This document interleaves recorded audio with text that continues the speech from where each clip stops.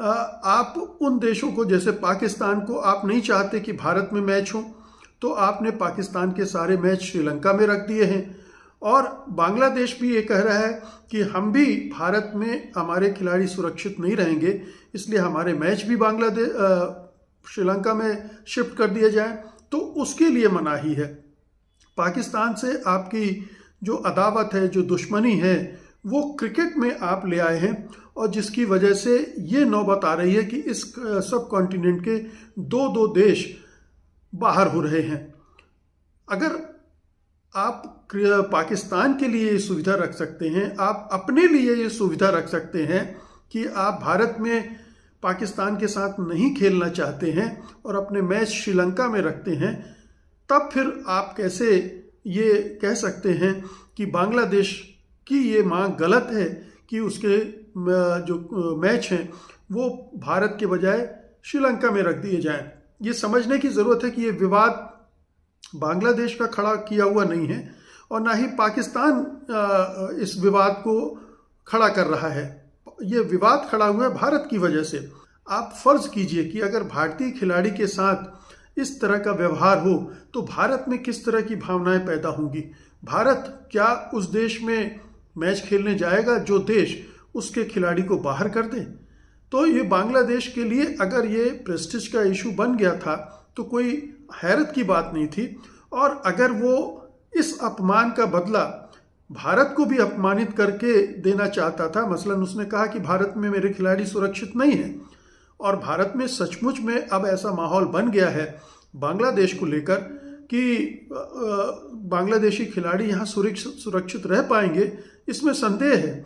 क्योंकि भारत सरकार अगर कोई हमला होता है तो हाथ झाड़ के किनारे खड़ी हो जाएगी, जिम्मेदारी ही नहीं लेगी।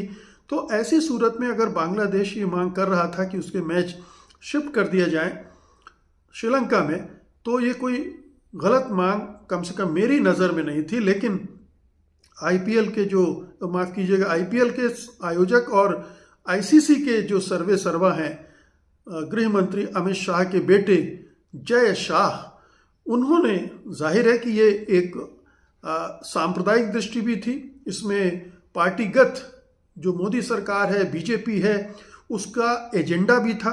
क्योंकि बंगाल में चुनाव होने हैं और बंगाल में मुद्दा भारत सरकार बना रही हिंदू मुसलमान की, भारत सरकार नहीं, मोदी सरकार, बीजेपी हिंदू मुसलमान के मुद्दे पर चुनाव लड़ना चाहती है और इस तरह के मसलों को भुनाना चाहती है। इसलिए उसने इसको खड़ा किया। और जय शाह, जो कि जाहिर है कि संघी हैं ही, उन्होंने इसमें सरकार का साथ दिया और सरकार ने इस तरह से मुस्तफिजुर रहमान को बाहर करवा दिया। तो ये पूरा सिलसिला जो है उसके लिए कोई और जिम्मेदार नहीं है, मोदी सरकार है और जय शाह हैं, जो उनके ही अपने बनाए हुए हैं, जो कि हम सब जानते हैं कि उनकी प्रतिभा क्या है, उनका अनुभव क्या है, और वो जिस तरह के उनका व्यक्तित्व है उसके बारे में अब ज़्यादा कहने की ज़रूरत नहीं है। तो ये इस तरह का माहौल बनाने के लिए जिम्मेदार भारत सरकार है। क्योंकि एक बड़ी घटिया किस्म की बात ये हो रही है कि मोदी सरकार अंतर्राष्ट्रीय विदेश नीति पर अपनी जो सोच है, अपनी विचारधारा है, या मोदी जी जो हैं वो, उनको इतना थोपा गया है कि विदेश नीति, कूटनीति का बेड़ा गर्क हो गया है, वो ध्वस्त हो चुकी है और अब किसी काम की नहीं रह गई, बल्कि उसने भारत का बहुत बहुत बहुत नुकसान कर डाला है। तो विदेश नीति और कूटनीति तो तबाह हो चुकी है और उसकी वजह से भारत की स्थिति अंतर्राष्ट्रीय जगत पर बहुत बिगड़ चुकी है। ऐसे में अब क्रिकेट को भी उन्होंने इसी में खींच लिया है, अपनी घरेलू सोच, घरेलू राजनीति को उस पर थोप दिया है। जो एंटी पाकिस्तान सोच है उसको वो क्रिकेट में भी ले आई है, एंटी पाकिस्तान वहाँ भी कर रही है और अब एंटी बांग्लादेश भी हो गया है। तो दो देशों को अपनी घरेलू राजनीति के नज़रिए से उसने एक दूसरी ही शक्ल दे दी है, जो कि बहुत ख़राब है। ये नैतिक दृष्टि से भी ख़राब है। खेलों को इस तरह से, खेलों में राजनीति होती रही है, खेलों का पहले बहिष्कार भी किया जाता रहा है, लेकिन इस पैमाने पर खेलों को पूरी तरह से हिंदू मुसलमान का रूप दे देना क्रिकेट को, ये बड़ा घातक है। तो अगर पाकिस्तान ऐसा करता है, और पाकिस्तान के करने की वजह यह भी है कि पाकिस्तान बांग्लादेश को अपने साथ रखना चाहता है, अंतर्राष्ट्रीय राजनीति, कूटनीति, विदेश नीति के लिहाज से ये उसके लिए बहुत मुफीद है। इसके लिए ये उसके लिए एक बहुत बड़ा अवसर भी है कि वो एंटी इंडिया अपनी जो पॉलिसी है उसमें बांग्लादेश को भी शामिल कर ले। बांग्लादेश में वैसे ही एंटी इंडिया माहौल बन चुका है। अब दो एंटी इंडिया कंट्री आपस में हाथ मिला लें तो पाकिस्तान का तो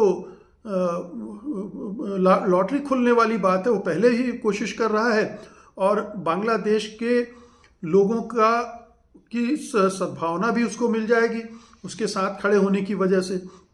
भले ही अंतर्राष्ट्रीय क्रिकेट में उसको नुकसान होगा, क्योंकि बहुत सारी धमकियां आईसीसी ने दे दी हैं। मसलन ये कहा है कि उसे कई तरह के प्रतिबंधों का सामना करना पड़ेगा। जो पाकिस्तान सुपर लीग है और एशिया कप टूर्नामेंट है, उसे हटा दिया जाएगा या उनमें हिस्सा न लेने की अनुमति दे देगा।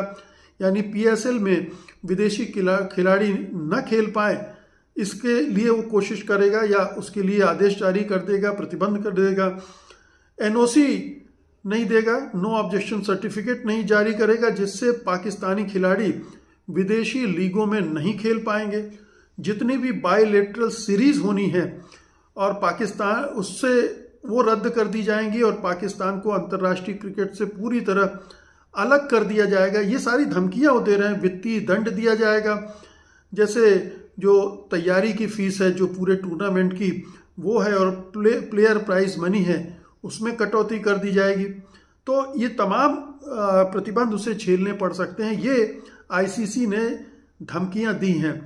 इन धमकियों पर वो कितना अमल कर पाएगा नहीं कर पाएगा ये अलग बात है, क्योंकि अगर इस दिशा में गया तो हो सकता है कि जो बाकी के बोर्ड हैं वो भी खड़े होने लगे आईसीसी के खिलाफ, एक तरह का रिवोल्ट हो जाए, इसकी भी संभावना है।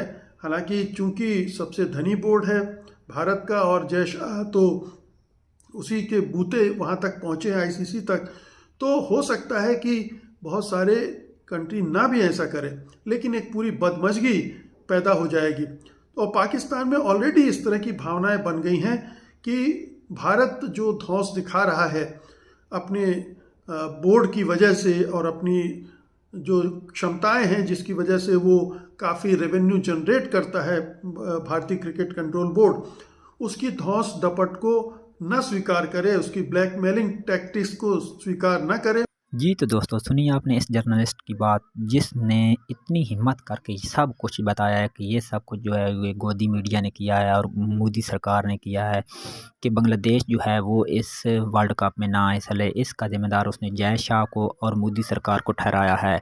और अब अगर बांग्लादेश जो है उसकी टीम अगर भारत जाती है तो उसको वाकई में ख़तरा है।